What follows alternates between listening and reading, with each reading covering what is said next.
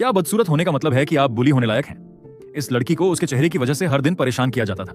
वह हमेशा खुश रहने की कोशिश करती थी, लेकिन लोगों की बुलिंग से परेशान होकर उसने बिल्डिंग से कूदने तक का फैसला कर लिया था।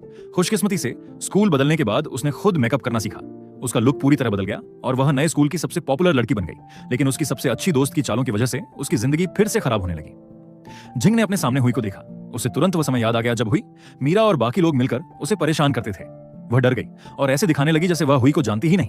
लेकिन उसे नहीं पता था कि उसकी सबसे अच्छी दोस्त जिया ही इन सबके पीछे थी। जब वे क्लास में पहुंचे तो जिया ने अपना फोन निकाला और जिंग को बताया कि उसने उसकी फोटो कैंपस गॉडेस कंपटीशन में डाल दी है। अगर वह पहला स्थान जीत जाती तो उसे एक फिल्म कंपनी के साथ काम करने का मौका मिल सकता था। जिंग की रैंक पहले ही दूसरे नंबर पर पहुंच चुकी थी। उसे लगा कि वह जल्दी ही पहले नंबर पर आ जाएगी। लेकिन जैसे ही उसने देखा कि पहले नंबर पर मीरा है, वह डर गई और तुरंत जिया से फोटो हटाने के लिए कहा। लेकिन जिया ने कहा कि अब नाम वापस नहीं लिया जा सकता। उसने क्लास के सभी बच्चों से जिंग को वोट देने के लिए भी कहा। जिंग को डरा हुआ देखकर जिया ने अपने प्लान का दूसरा हिस्सा शुरू कर दिया। लंच टाइम में वह जानबूझकर हुई को उनकी टेबल पर ले आई और नए स्टूडेंट से मिलवाने लगी।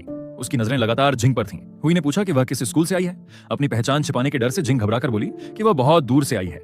फिर हुई ने कहा कि उसके पुराने स्कूल में भी जिंग नाम की एक लड़की थी जो बिल्कुल उसी जैसी दिखती थी। ये सुनकर सब लोग जिंग को शक की नजर से देखने लगे, लेकिन जिंग ने तुरंत मना कर दिया और कहा कि वह उसे नहीं जानती। इसके बाद उसने कहा कि उसकी तबीयत ठीक नहीं है और वह कैफेटेरिया से चली गई। जिंग को परेशान देखकर जिया अंदर ही अंदर खुश हो रही थी। इसके बाद जिया ने हुई को टॉयलेट में रोक लिया और जानबूझकर बताया कि जिंग मेकअप करती है। वह चाहती थी कि सबको पता चल जाए कि स्कूल की देवी असल में पहले कैसी दिखती थी। उधर जिया ने आर्यन से भी बात करनी शुरू कर दी। उसने उसकी चोट की चिंता करने का नाटक किया और उससे अकेले मिलने की कोशिश की। लेकिन आर्यन अब पहले जैसा नहीं था। उसने साफ कहा कि वह अपनी बात सीधे बोले।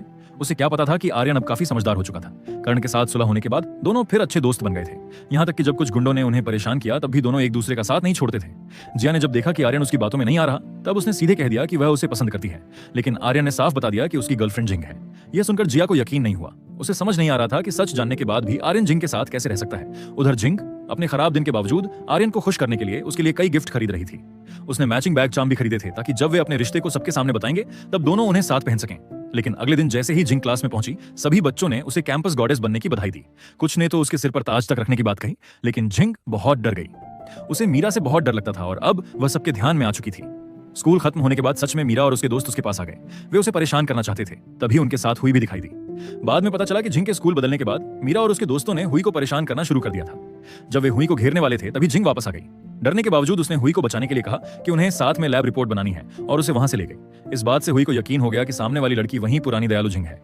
उसने वादा किया कि वह उसका राज किसी को नहीं बताएगी। लेकिन जिंग को बिल्कुल अंदाजा नहीं था कि उसकी सबसे अच्छी दोस्त जिया ने पहले ही उसकी पुरानी तस्वीरें और